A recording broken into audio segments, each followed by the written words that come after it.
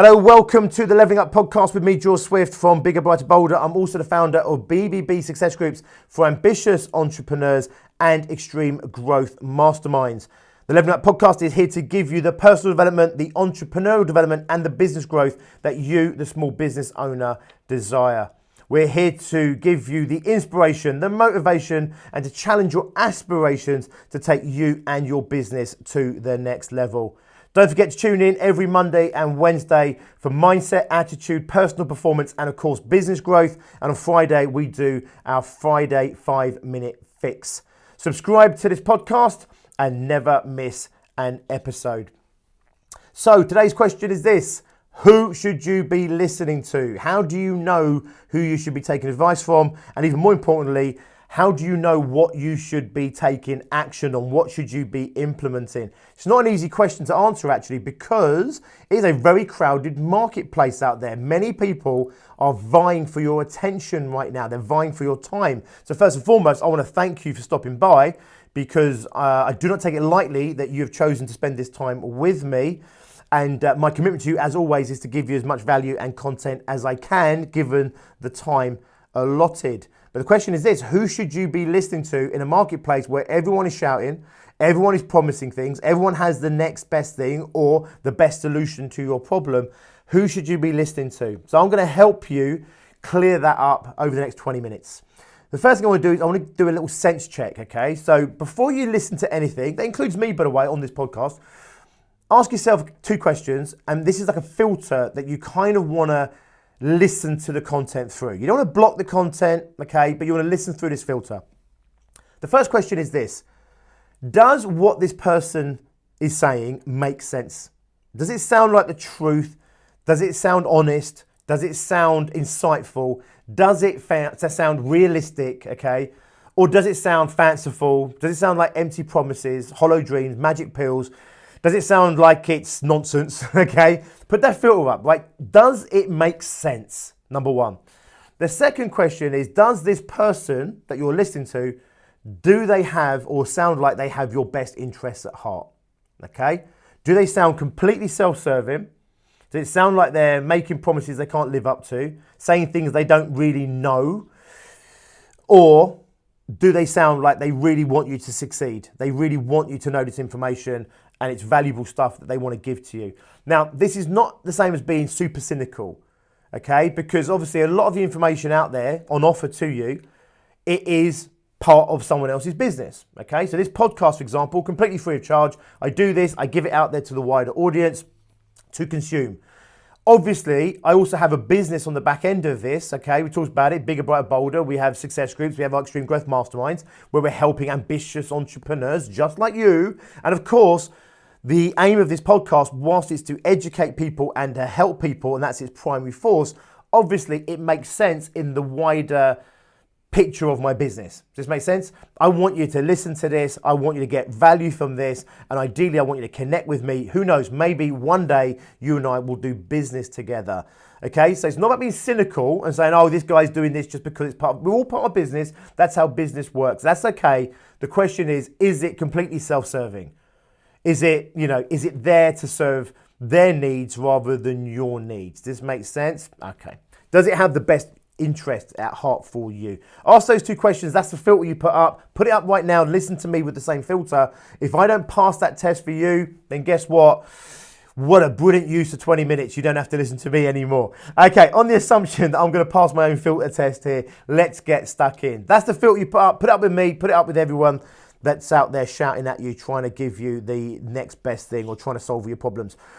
So before we get stuck into what information you need to listen to, let's have a think for a moment about the different types of information out there. So I kind of categorize these into some categories. And I want to share with you what my categories are, so you can also kind of, again, determine whether what you're hearing, not just now with me, but also, the whole world out there, the books you read, the seminars you go to, the gurus you listen to, the YouTube stuff, the Facebook stuff, who should you be listening to, okay? And what are they saying? Is it relevant to you? So here we go. The first category of information I want you to think about is it's really good stuff. It's really good content. It's really valuable stuff potentially, but it's not relevant to where you're at. So in other words, when you read a book, so much of the content you're reading is going to be generic by nature. It has to be, because they're trying to make that book appeal to a wide audience. Now, it might not be like to everybody in the world, but it's going to be quite a wide demographic. So the question is really simple, right? Is this information relevant to where you are at in your business right now? Is it relevant to where you are operating from? There is no point listening to, a billionaire about how to create £1 billion business if you are literally starting up, running a 50K business, even running a 100K business, okay? There is no point in applying it. You might listen to it for inspiration. I listen to Richard Branson's books and stuff like that. It inspires me. But I'll be honest with you, not much of it is particularly applicable to me right now. What I'm listening for is the personality trait stuff. But, I'm not going to look at Virgin and think, right, here's what I'm going to learn from Virgin in terms of their strategies and everything else. Not too relevant to where I'm at right now. So, really good shit, but it's generic, general stuff that isn't specific to where you're at right now. Be wary of that information. This is good stuff. It feels authentic. It feels real. It feels like the truth. It is all those things, but it's not relevant. Some other stuff I want to talk about. Well-meaning nonsense. Okay, this is a category that I use. I like this category. Well-meaning nonsense. What I mean by this, it's people who don't really understand what they're saying. Maybe don't even understand really why they're saying it to you, but it's kind of like, it's like conventional wisdom, if you like. And they're just passing it on to either make you feel better or to try and help in some way. But it's kind of well-meaning nonsense. So there's a couple of things that come under this category, and don't want to stir it up right now, but here's a couple of things. Hopefully you'll see where I'm coming from. So if you build it, they will come. This was obviously from Field of Dreams. Awesome film, by the way. Lovely film. Terrible advice in business. The idea is, if I just build something big enough, if I build it well enough, if I do it good enough, if I'm a nice enough person, then the business will come. Does this make sense? Come on. You've been in business long enough now. You know this isn't true. You know that's not how it works. You know that you have to build a great business, build a great product, but also you have to work your arse off in order to go out there and meet your market and let them know you exist. You can't just build this awesome thing and have them queuing up around the outside. So that's what I'm talking about. That's kind of like, that's kind of like what I mean by well-meaning nonsense. People saying to you, look, just dig in, really do a good job. Come on, do the best you possibly can and it will be okay. Unfortunately, the world is full of businesses out there who are way worse than you are, right? The product's not as good as what you do, who are doing way better than you. Does this make sense? There's businesses out there that you should be doing better than, because you are better than them at it, but you're just not succeeding in the same way they are. The truth of the matter is, it's because it's not about really how great your product is, it's how well you market it and how much energy you put behind it, how hard you work, the disciplines you put in place and everything else. Anyway, that's not the content of this podcast. It's just to show you what I mean by well-meaning nonsense. It's nice stuff. It feels good. It might make you feel better. They're saying it to help you, but it's not really any use to you. Other categories I want you to think about. Repetition of ill-conceived conventional wisdom. So here's the thing, ill-conceived conventional wisdom. So here's a couple, right? So both of these. One is work on your business, not in your business. There's another one which you've heard a lot, which is work smart, not hard. And again, this podcast isn't about these two things, but just to give you an idea what I mean by that, as in, it's conventional wisdom, right? And you probably know what they mean when they say work on your business, not in your business. In other words, do the activity that grows your business. Don't get caught up delivering, within the business. And then we have the other one, work smart, not hard. So in other words, don't just beat your head against the wall. You got to work really smart.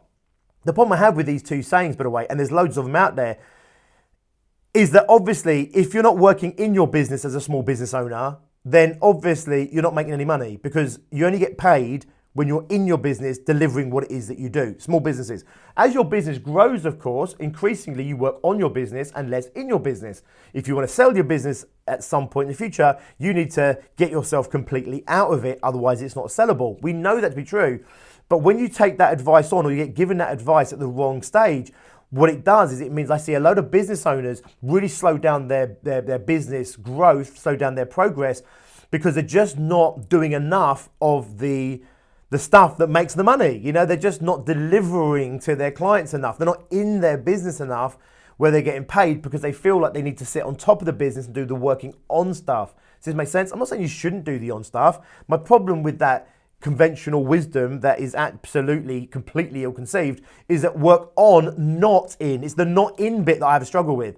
Do a bit on, lots of in initially. As your business grows, you do more on and less in. That's how it works, right? But when you're saying work on, not in, it's the not in. Oh my God, right? I could scream. That's not what this podcast is about. I'm refraining from going down that route. Work smart, not hard. Same thing, right? Oh my God, right? It's conventional wisdom, inverted commas. It's bullshit, right? I mean, literally.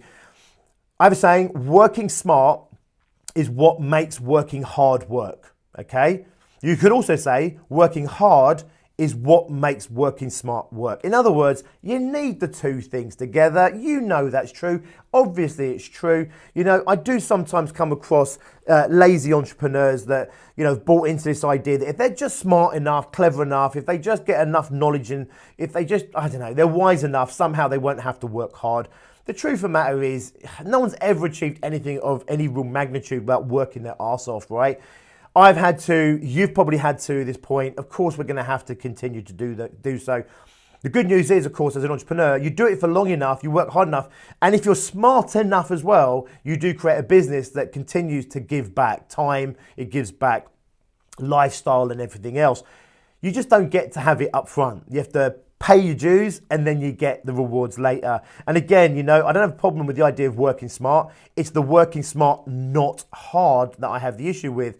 And that's what I mean by ill-conceived conventional wisdom. If you took that on board at even an unconscious level, it will stop you doing what you need to do in order to be successful, especially as a smaller business, which is you're going to have to work really, really hard.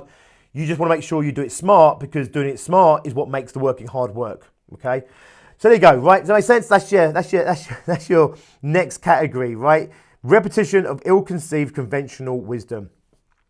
Some of this information out there you're receiving is damn right damaging to your business. You need to really watch out for this stuff because it can masquerade as any of the categories we've talked about before. It could be really good stuff, just terrible advice for where you are right now, to the point where it actually damages your business, okay? So for example, I have come across businesses that have been mentored by coaches or by business mentors, and these business mentors or coaches, sometimes they are, like the mentors for example, they're operating businesses so much bigger than the mentee, the person they're mentoring. The strategies they're getting them to implement are way beyond what the business requires, and they get so bogged down putting that information in place or executing against that information that they don't actually grow their business. They get so bogged down that their business growth, the momentum starts to slow down, and their business can plateau. It can even damage their business because they're not doing the right thing at the right stage of their business. It's well-meaning stuff. It's from a mentor. I'm not even saying it's wrong information, but if it's if it's from someone that's doing 10 million pounds and you're doing 100 grand, they may have completely forgotten what it's like to be where you are right now, and they're giving you 10 million pound strategy for a 100k business, and that will really bog your business down. It can damage your business. I've seen coaches out there mentoring businesses that literally coach out of a manual almost. You know, here's your business 101. Put these systems in place, have processes in place, get your dashboards up, your financial dashboards. Here's your marketing strategy, like real cookie cutter stuff. And I've looked at this stuff sometimes, and it is content that literally would bury a 100k business, but it's been given to a 50k business. Really important you understand this, okay? So this category I'm talking about here is really simple. It's about being in the right gear for the right conditions. This is my analogy. When you're in your car, when you're pulling out of a parking space, you're in first gear, right? That's the best gear, the most productive gear for what you're trying to do. When you're joining a motorway, you join it in 4th, 5th, 6th gear, whatever it might be. It's the most appropriate gear for the conditions you're in. Applying a 10 million pound strategy to a startup business is like trying to pull out of a parking space in 5th gear. Trying to apply like 50k strategy to a £1 million business or even a 100k business, okay, is like trying to join a motorway in 1st or 2nd gear. So what happens is, as we evolve in our business, as we grow as entrepreneurs, it's actually the core themes here around leveling up as a business owner. We have to change gears. So we apply a certain strategy to a startup, then we have to shift gears to a new strategy, which might take us to 50K. Then we might have to change again to 100K. We might have to change to hit 200 and change again to hit 500,000 or 1 million. And might have to change again to hit multiple 8 figures, 10 million or above. So it's not, again, saying that any of this information is wrong. I'm not even saying it's bad. It's just really, really bad for where you are at right now. So the question is, again, who are you listening to? If it's a mentor that's been there before you, right, they've walked that road before, it can be incredibly valuable. But if they can't really remember or associate with where you're at, you may well be getting the wisdom they have now relevant to where they are at now, which might not be relevant to where you're at now. So whilst it's great shit, it's not great for where you are. It could bog you down and slow you down. I've seen people that apply strategies beyond where they're at, from well-meaning people, coaches, mentors, etc., and it literally stalled their business for a year or more. Like no business growth for a year or more. That's crazy, right? We want to get business growth. We want the momentum. We want to get clear. We want extreme growth, right? Then we want to bed down. We want to get our businesses then rock solid. Then we go again. Does this make sense? But if you're starting to apply strategies from way up in the stratosphere to when you're literally just trying to get off the ground, it will bury your business. So there you go. What do you need to listen to? Well, you need to put the filter up first and foremost. Who am I listening to? Do they have my best interests at heart? Do they sound like they have my best interests at heart? And does this information that I'm being told, does it make sense? Right? Does it just hit all the logic buttons in your brain? Like, yeah, of course it's this way. Of course it makes sense, right? That's the information you should be listening to. That's who you should be listening to. And then you want to make sure, is this person offering you advice for where you're at right now? Or are they offering you advice for some time in the future? Okay. Now, for example, if you're doing 50K, the stuff you should be listening to is stuff that will get you to 100K plus, right? The stuff that you should be listening to gets you to 100K plus. Not £1 million, not £10 million, and certainly not the stuff that you need to listen to be a 50K business, because that's going to keep you where you are.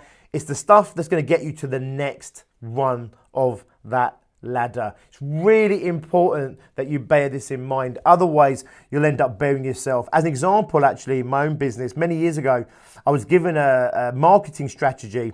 It was cookie cutter stuff, you know, it was like a template, and we all went round and we filled in, like, you know, all the different aspects of marketing. And there was like 12 there, right? It was 12. I've seen other things now with like 20 or more aspects, right? But this had 12. One of the 12 was social media. Within social media, you've got Facebook, you've got LinkedIn, you've got YouTube, you've got all this podcasting that I'm doing right now. You've got Instagram. There's like another 50 that I don't even know of, right? I'm too old to even know what they are. There's so many social media channels out there. Even if you just took the big 4 or 5, that in itself would be overwhelming for a small business to try and tackle properly.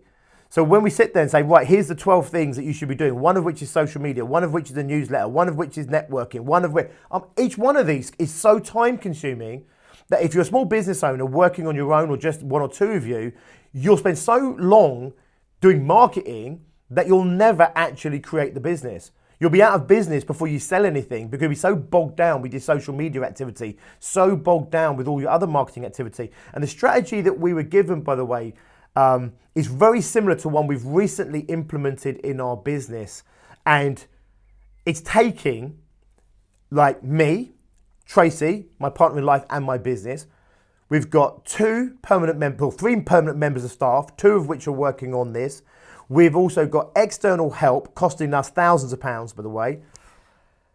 It's costing us about 50 grand, and it's taking hours and hours and more hours than one person has to deliver. This strategy was 50,000.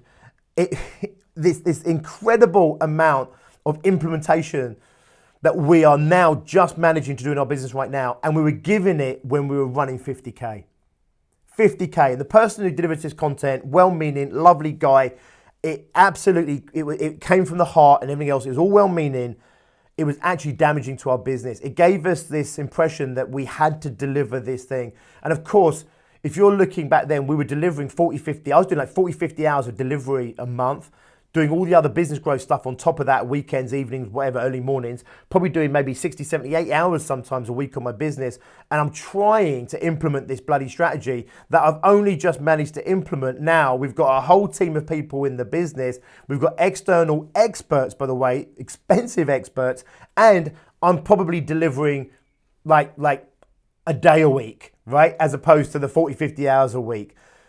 It was such a bad strategy and we failed miserably to implement it. It burnt us out.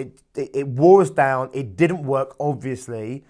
And I only really realized how bad it was when I looked at the strategy we put in place at the beginning of this year and I thought, oh my God, this looks a little bit like the one we were told to implement back in those days. It's utter nonsense. It was completely damaging, albeit well-meaning. And it wasn't bad because I'm doing it now. This is 5 years later and my business is multiple times bigger than what it was back then. Just an example, I'm sure you've got examples yourself. I've seen it too many times. I see small business owners, their growth get damaged because they're listening to the wrong people, they're listening to the wrong advice, they're implementing the wrong things. But how the hell do you know what to implement? You've got to start finding some really trusted sources. Okay, awesome. I hope that was really valuable content there for you. There's so much information out there for you. Some of it is really good, some of it's really bad, some of it's just terrible for where you are.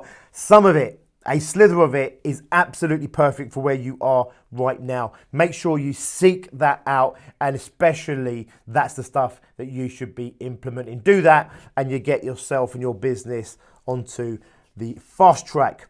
Awesome, guys. Thanks for being here. Please subscribe to this podcast if you liked it. Please also follow me on social media. I'd love to get to know you. If you want to know a little bit more about myself, check me out on biggerbrighterbolder.co.uk. Also, the content today really comes out of some content that I deliver around what I call the six-figure fast track, which is businesses going from 20, 30, 40,000 up to 100K or more in 12 months or less. And there's a whole webinar there that you can tune into right now, waiting for you to go and tune into. So go and check that out. It's biggerbrighterbolder.co.uk/fast track. Okay, biggerbrighterbolder.co.uk/fast track, and you'll find the links there to go and subscribe to this podcast right now, which gives you loads of awesome stuff, really specifically focused on the 5-figure business, the 30, 40, 50, 60K business that wants to hit 100K or more in revenue in the next 12 months or less. Go and check that out. Really great stuff in there. Thanks for being a part of this. Really appreciate it. As always, subscribe, never miss an episode. I'll see you next time. And until then, as always, be successful.